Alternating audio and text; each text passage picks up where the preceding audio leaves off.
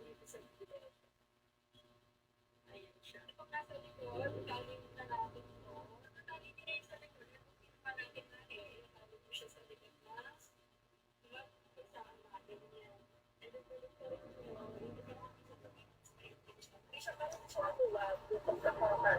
After niyan, tuloy ka rin yung plan. Dito natin palang palpit. Paano ito yung chupe. Ayan, tulad niyan. Nabili mo sa Shein. Lagi mo na lang yung link sa comment section. Tapos, ibigay ko lang siya ng dalawa.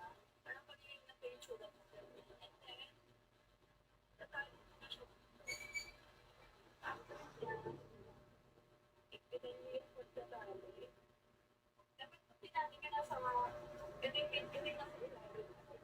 Tapos, ipitin mo yung ulit niya. Ilabas mo yung lens. Ilagyan mo na rin yung pagtatapos mo yung size. Ayan, yung pinalilit mo kami siya. Yung pinalilit mo siya. Kaya mas pinilitan ko dito sa likod para malinis siya. Kasi pag hindi nyo yung ginawa, yung promise, magugulo talaga sa likod. After nyan, pag yung chuchikitan nyo na yung pinakamahigpit, like bago kayo masasakal siya. Basta yung mahigpit sa namin, siya. Hindi lang yung talaga, para hindi siya gumalaw. Hindi naman siya masakit kung mag-alala. Tapos pag yung kitan nyo na siya,